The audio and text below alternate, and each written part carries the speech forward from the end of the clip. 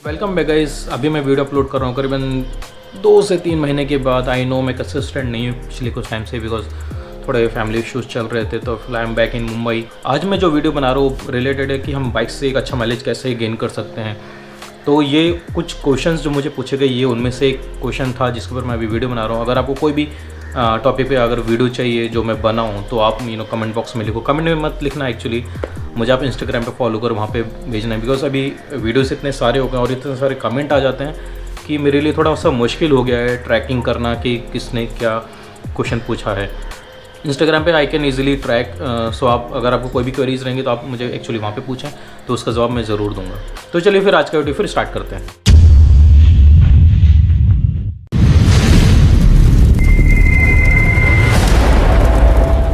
जो better mileage हम लोग कैसे गेन कर सकते हैं, मैं जो चीज़ फॉलो करता हूँ मैं आपको एक्चुअली वही बताने वाला हूँ। सबसे इंपॉर्टेंट मुझे जो लगता है वो है बाइक का मेंटेनेंस। अभी बाइक के मेंटेनेंस से क्या मतलब है? बाइक का मेंटेनेंस से मतलब है कि आप उसका टाइम पे सर्विस कराएं, उसका ऑयल फिल्टर, उसका एयर फिल्टर, ये सब चेंज करते रहें। जब भी आप सर्विस करें अपनी बाइक में हमेशा नया ऑयल डालें, मतलब जो जूना ऑयल है, ओल्ड ऑयल से ना रखें, पूरा क्लीन करवा के हर बार डालें।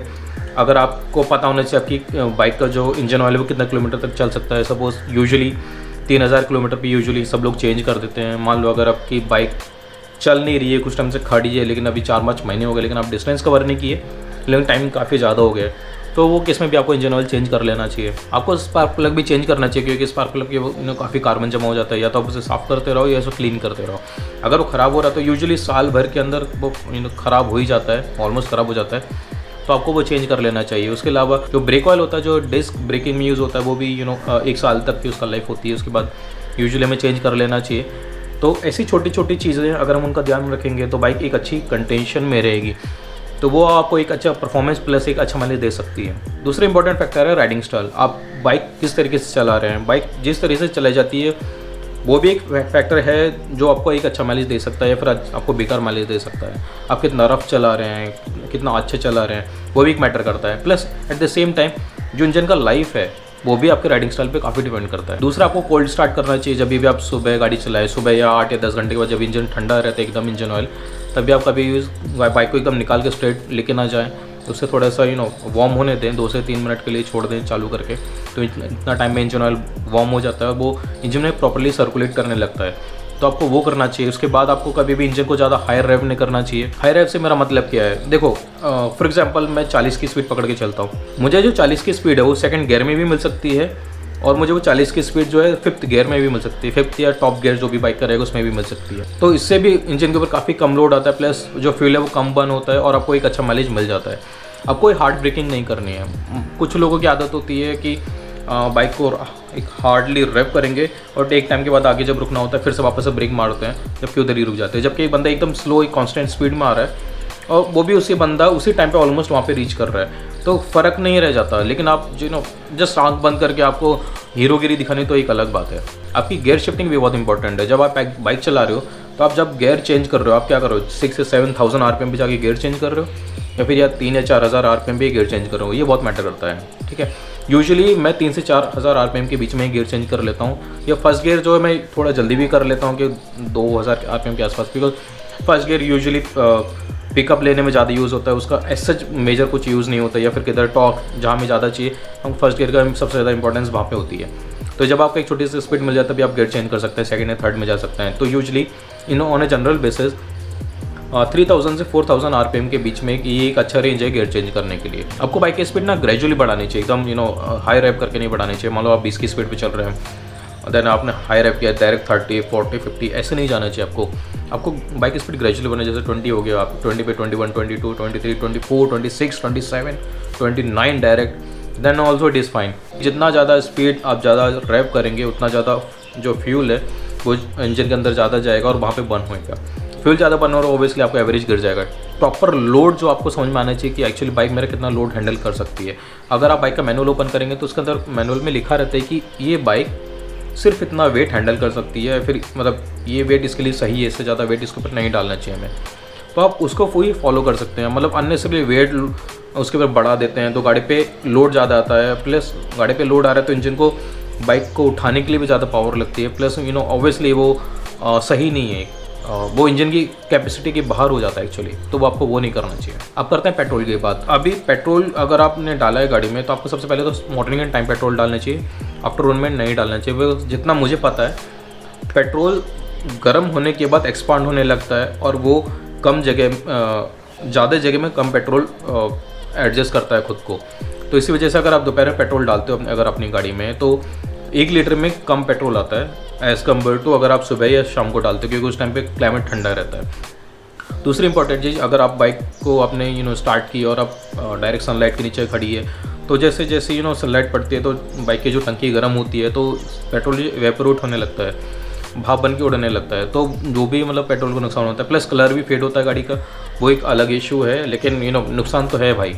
आपको हमेशा पेट्रोल एक ही ब्रांड का डालना चाहिए। सपोज आप BPCL का डाल रहे हो BPCL का डालो, HP का डालो HP का डालो, इंडियन ऑयल का आपको पसंद आता है ऑयल तो आप उसका डालो, ठीक है। तो आपको हमेशा वही कंसिस्टेंट रहना चाहिए जिससे इंजन हैबिचुअल हो जाता है उस पर्टिकुलर क्वालिटी के लिए जो पेट्रोल का आपको वहाँ से मिल रहा है। और दूसरा इंपॉर्टेंट चीज़, बहुत लोगों को लगता है यार मेरा एवरेज नहीं मिल रहा है, जबकि वो सब चीज़ फॉलो कर रहे हैं लेकिन उनको माइलेज का समझ में नहीं आ रहा कि यार फिर भी माइलेज क्यों मिल रहा है। देखो बहुत सारे पेट्रोल पंप ना फ्रॉड होते हैं, फ्रॉड केसेस होते रहते हैं वहाँ पे। मतलब वहाँ पे कैसा होता है वो मशीन को ऑल्टर करके रखते हैं पहले से, वो 1 लीटर में कम पेट्रोल जाता है। जब भी हम बाइक ब्रिज के ऊपर चढ़ाते हो तो कभी क्या होता है जो बाइक का जो स्पीड है वो ड्रॉप होने लगता है। मान लो मैं 50 किलोमीटर/आवर की स्पीड पे चला रहा था गाड़ी, तो वो भी 50 से 49, 48, 47 इस तरह से ड्रॉप होती जाती है अगर आप इंजन को रेव नहीं करते तो।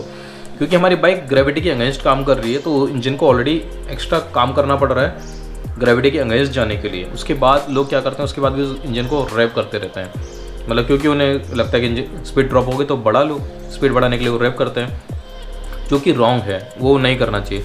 इंजन पे ऑलरेडी लोड है अगेंस्ट ग्रेविटी काम करने का, ऊपर से आप उसको रेव भी कर रहे हो। अगर आप ब्रिज से भी नीचे उतर रहे हो तब भी बहुत सारे लोग क्या करते हैं रेस देते रहते हैं। रेस देके ऑब्वियस है जो ब्रिज से नीचे उतरने का जो स्पीड बढ़ती है वो तो बढ़ती है, प्लस आप उसको रेव भी कर रहे हो तो वो और भी ज़्यादा स्पीड बढ़ जाती है, जबकि बहुत बार हमें ज़रूरत नहीं होती, आगे जाके हमें ब्रेक ही मारना पड़ता है बहुत बार, तो उसकी ज़रूरत नहीं होती। जब आप गाड़ी ब्रिज से नीचे उतरी है तो वो ऑटोमेटिकली मोमेंटम पकड़ चुकी होती है, तो वो ऑलरेडी स्पीड में आती रहती है गाड़ी नीचे, तो उतना टाइम के लिए आप रेस छोड़ सकते हो।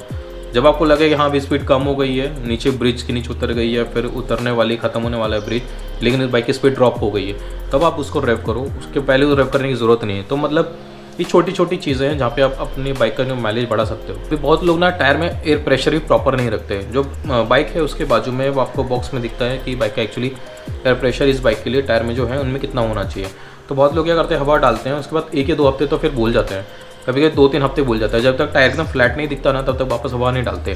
देखो ऐसा नहीं करना चाहिए, बिकॉज जो टायर है वो जैसे जैसे उसमें हवा कम होते हुए फ्लैट होने लगता है। फ्लैट होने के बाद ये तो उसके जो साइड वॉल है टायर के वो कटने लगते हैं, जिससे टायर की जो लाइफ है वो कम हो जाती है, ठीक है। उसके बाद दूसरा क्या होता है, जब टायर ऐसा रोड को चिपक के चलता है तो फ्रिक्शन ज़्यादा होता है टायर और रोड के बीच में। फ्रिक्शन होने की वजह से जो उसकी जो स्पीड है वो कम हो जाती है, ड्रॉप हो जाती है।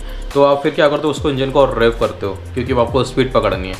तो इससे क्या होता है, आपका फ्यूल ज़्यादा कंज्यूम हो रहा है टू गेट दैट स्पीड, ठीक है, जबकि आपकी स्पीड वो पहले ही मिल जाती है अगर आपके टायर में प्रॉपर एयर प्रेशर होता तो। अभी बहुत लोग ये आते होते हैं ना, वो क्लच को दबा के रखते हैं आधे से ज़्यादा टाइम, मतलब वो हाफ क्लच में रखेंगे गाड़ी या फिर वो पकड़ के रखते हैं, पता नहीं क्यों।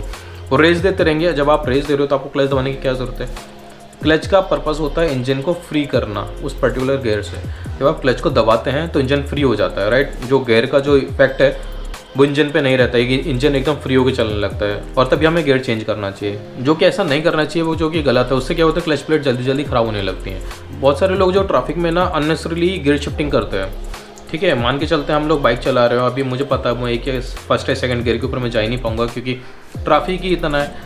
तो अब पब्लिक साथ भी क्या करती है, सेकंड थर्ड गियर में जाएगी, फिर ड्रॉप करेगी गियर को, गियर डाउन करेगी, शिफ्ट डाउन करेगी, उसके बाद वापस से गियर अप करेगी, फिर शिफ्ट डाउन करेगी। तो वो अननेसेसरीली है, आप क्लच प्लेट्स को अननेसेसरीली यूज़ कर रहे हैं जबकि वहाँ पे उसकी ज़रूरत नहीं है। तो धीरे धीरे उसकी लाइफ कम होने लगती है। जितना आप क्लच ये सब दबाओगे उतना फ्यूल भी ज़्यादा कंज्यूम होता है, तो ओवरऑल आपका माइलेज गिरने लगता है। अगर बाइक से आपको एक अच्छा माइलेज चाहिए तो आपको है ना, जो इकोनॉमिकल स्पीड होती है वो आपको हमेशा मेंटेन करनी चाहिए। अभी की जो न्यू बाइक्स आ रही है ना उनमें एक ग्रीन कलर की लाइट दी जाती है जो आपको इकोनॉमिक स्पीड के बारे में बताता है। मान लो आप जो स्पीड आपकी, अगर आप एक पर्टिकुलर स्पीड के बाद जाते हो, एक लिमिट के बाद क्रॉस करते हो, तो उसके बाद क्या होता है, वो जो ग्रीन लाइट है ऑफ हो जाती है। मतलब आप अभी इकोनॉमिकल जो स्पीड है उसके अंदर नहीं है, तो आपको माइलेज, बेस्ट माइलेज जो होता है बाइक से वो नहीं मिलेगा। आई होप आपको ये वीडियो पसंद आया होगा। अगर आपको ये वीडियो पसंद आया तो इस वीडियो को लाइक करो, शेयर करो, सब्सक्राइब करो। मिलता हूँ आपको अगले वीडियो में, तब तक के लिए मुझे इजाज़त दे। मैं हूँ आपका host Ravi. Take care, bye bye and ride safe.